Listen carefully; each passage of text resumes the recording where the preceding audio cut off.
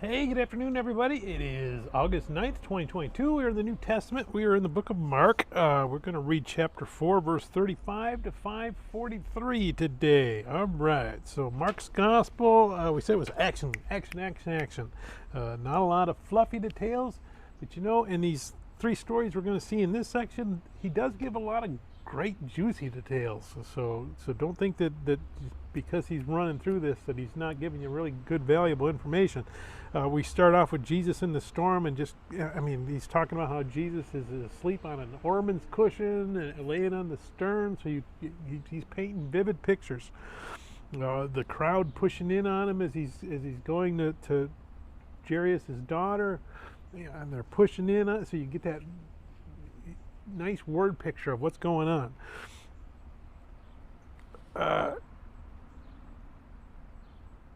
He calms the storm, and his disciples want to know, who is this guy?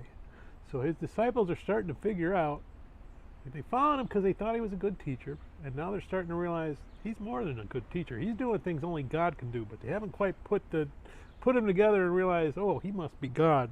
But they're getting there. Demon possessed, as soon as he meets them, they know he's God. They know they're in trouble, and they start begging for their lives, or for their very existence. Jesus commands nature, he commands the spiritual. He commands life and death itself, we're going to see. Usually when he heals in Jewish regions, he tells the people, don't go thank God, go tell the priest you're healed, but don't necessarily tell them I did it, because he's trying to stay a little bit under the radar still. He's trying to keep them from worshiping him as a king and lifting him up yet, because he's not ready for that yet. The man with the demons, he's in Gentile territory. He tells him, go spread the word. So you can see right away, Gentiles are included. Jesus wants the Gentiles to come to him. It's only in the Jewish lands that he's got to do an order before he gets there. So we're going to go ahead and we're going to read Mark chapter 4, verse 35 to 543 today. That day when evening came, he said to his disciples, let us go over to the other side, leaving the crowd behind. They took him along just as he was in the boat. There were also other boats with him. A furious squall came up, and the waves broke over the boat so that it was nearly swamped. Jesus was in the stern, sleeping on a cushion. The disciples woke him and said to him, Teacher, don't you care if we drown? He got up, rebuked the wind, and said to the waves, Quiet, be still. Then the wind died down, and it was completely calm. He said to his disciples, Why are you so afraid? Do you still have no faith? They were terrified and asked each other, Who is this? Even the wind and the waves obey him.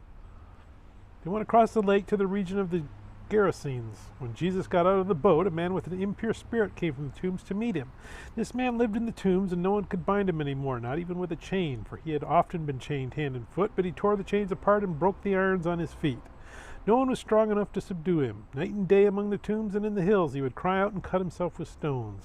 When he saw Jesus from a distance, he ran and fell on his knees in front of him. He shouted at the top of his voice, What do you want with me, Jesus, Son of the Most High God? In God's name, don't torture me. For Jesus had said to him, Come out of this man, you impure spirit. Then Jesus asked him, What is your name? My name is Legion, he replied, for we are many. And he begged Jesus again and again not to send him out of the area. A large herd of pigs was feeding on the nearby hillside. The demons begged Jesus, Send us among the pigs, allow us to go into them. He gave them permission, and the impure spirits came out and went into the pigs. The herd, about 2,000 in number, rushed down the steep bank into the lake and were drowned. Those tending the pigs ran off and reported this in the town and countryside, and the people went out to see what had happened. When they came to Jesus, they saw the man who had been possessed by the legion of demons, sitting there, dressed and in his right mind, and they were afraid. Those who had seen it told the people what had happened to the demon-possessed man and told about the pigs as well. Then the people began to plead with Jesus to leave their region. As Jesus was getting into the boat, the man who had been demon-possessed begged to go with him. Jesus did not let him, but said, Go home to your own people and tell them how much the Lord has done for you, and how he has given you mercy. So the man went away and began to tell the Decapolis how much Jesus had done for him, and all the people were amazed. When Jesus had again crossed over by boat to the other side of the lake, a large crowd gathered around him while he was by the lake. Then one of the synagogue leaders named Jairus came, and when he saw Jesus, he fell at his feet. He pleaded earnestly with him, "My little daughter is dying. Please come and put your hands on her so that she may be healed and live." So Jesus went with him. A large crowd followed and pressed around him, and a woman was there who had been subject to bleeding for 12 years. She had suffered a great deal under the care of many doctors and had spent all she had. Yet instead of getting better, she grew worse. When she heard about Jesus, she came up behind him in the crowd and touched his cloak, because she thought, "If I just touch his clothes, I will be healed." Immediately her bleeding stopped, and she felt in her body that she was freed from her suffering. At once Jesus realized that power had gone out from him. He turned around in the crowd and asked, "Who touched my clothes?" "You see the people crowding against you," the disciples answered, "and yet you can ask, 'Who touches me?'" But Jesus kept looking around to see who had done it. Then the woman, knowing what had happened to her, came and fell at his feet, and trembling with fear, told him the whole truth. He said to her, "Daughter, your faith has healed you. Go in peace and be freed from your suffering." While Jesus was still speaking, some people came from the house of Jairus, the synagogue leader. "Your daughter is dead," they said. "Why bother the teacher anymore?" Overhearing what they said, Jesus told him, "Don't be afraid, just believe." He did not let anyone follow him except Peter, James, and John, the brother of James. When they came to the home of the synagogue leader, Jesus saw a commotion with people crying and wailing loudly. He went in and said to them, "Why all this commotion and wailing? The child is not dead but asleep." But they laughed at him. After he put them all out, he took the child's father and mother and the disciples who were with him and went in where the child was. He took her by the hand and said to her, "Talitha koum," which means, "Little girl, I say to you, get up." Immediately the girl stood up and began to walk around. She was 12 years old. At this, they were completely astonished. He gave strict orders not to let anyone know about this and told them to give her something to eat.